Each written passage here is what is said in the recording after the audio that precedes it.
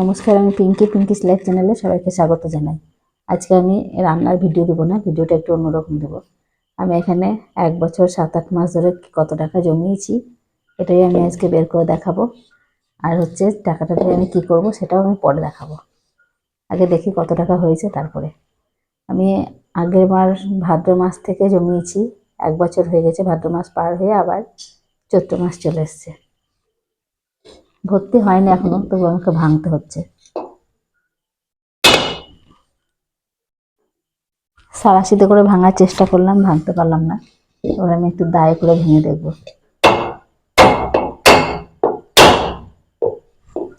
ভাঙে তারপর দেখাচ্ছি। গোটা ফাটিয়ে দিয়েছি, এবার এটাকে ছাড়াবো।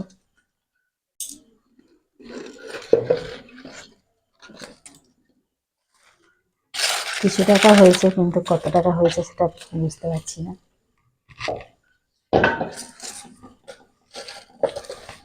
এই টাকাটা কত টাকা হয়েছে সেরকম দেখার পর কি করব সেটা দেখব।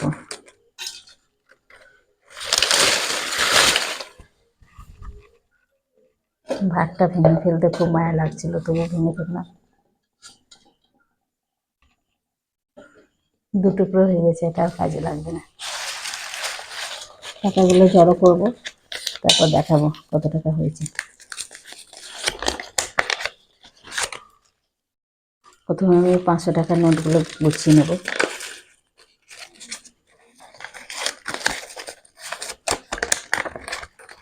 সব টাকাগুলো আলাদা আলাদা করার পর আমি ফিরে আসছি।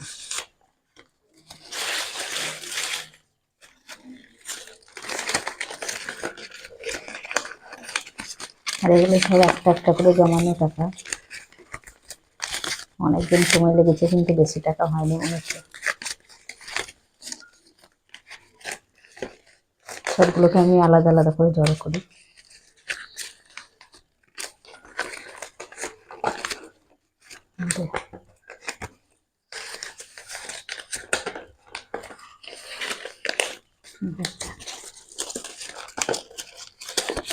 সবগুলো 500 টাকা হলে অনেকগুলো টাকা হতো, কিন্তু সবগুলো তো 500 টাকা নেয়।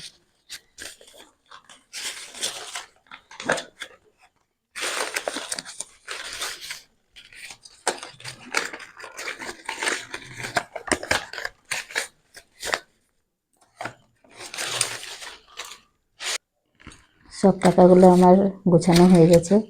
এখানে সব 500 টাকাগুলো করেছি, এখানে সব 100 টাকা, আর এখানে 200 টাকা, আর এখানে 50 টাকাগুলো, আর এখানে কিছু 10-20 টাকা।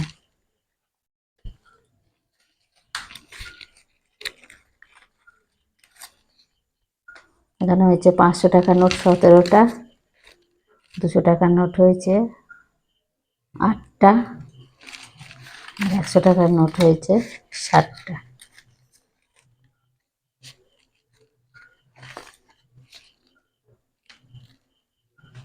আর খুচরোগুলো আর গুনলাম না, খুচরোগুলো বেশি হবে না। এখানে 500 টাকার মতন হবে, 50 টাকা। আর এইগুলো 100-200 টাকা হবে।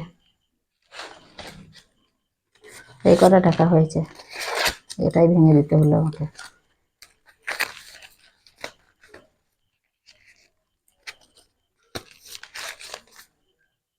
ভিডিওটা এখানেই শেষ করলাম।